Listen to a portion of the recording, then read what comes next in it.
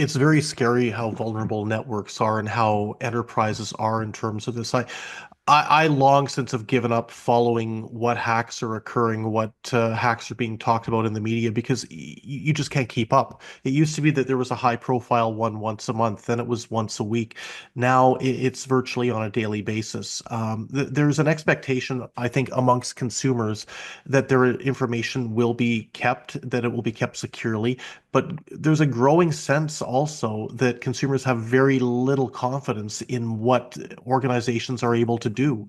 It's quite worrying, the sense, as Mark said, that by the end of this decade, the anticipation is that nothing will be secure unless there's a significant amount of innovation.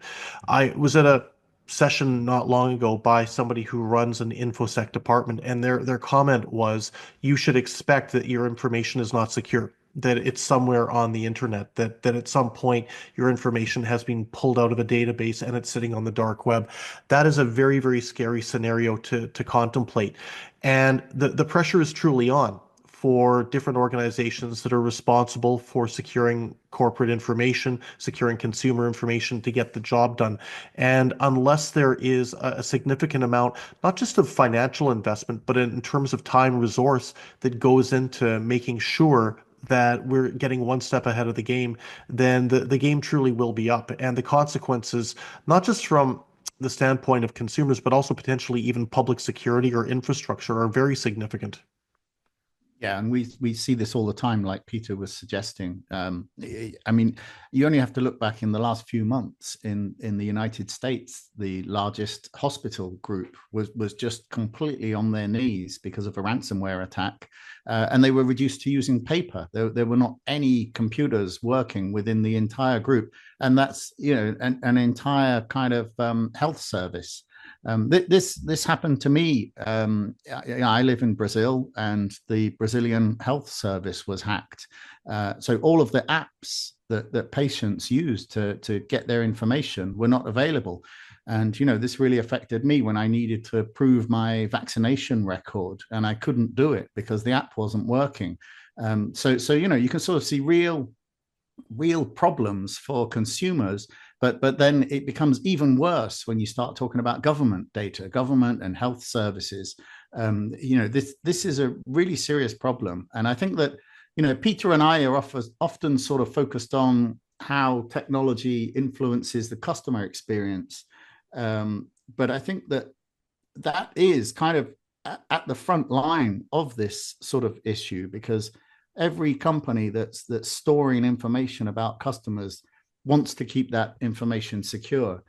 Every time you hear about a telco that's lost the personal data of 100 million customers, it's a disaster. Reputationally, it's a disaster, but they will lose customers from that, and they will lose their reputation in the marketplace because of that. So I think that this is something that, again, it's been kind of left to the infosec experts in the past, but I think that this really needs to be up on the boardroom table next year. Yeah, 100% agree. So in terms of information security, that would be an area that one would attempt to address or infect. The other one would be typically when you have generative AI and it needs to contextualize information that is coming down the line. Again, you could almost move or shift the AI off its guardrails by affecting the actual application layer and changing the prompts or the expected outcomes or the guardrails that would be coming down the line. Those would be essentially at an application layer. Again, you've still got all of the old infrastructure challenges that you typically had. And then, of course, you also going to start running into other challenges around encryption. So leveraging AI to actually start brute forcing into organizations that are using potentially exposed software. So using AI to actually generate exploits a lot faster, using Gen AI to be able to start to break down encryption layers. And that is probably the main sort of challenges that are going to be coming down the line. It's more around the acceleration that essentially the bad actors will have as a tool at their disposal. So if you're not using the latest and greatest, you're not having strong patch cycles, those basic principles are going to expose you a lot faster. And I think that's really the kind of the key takeaway here from a cybersecurity at this particular point.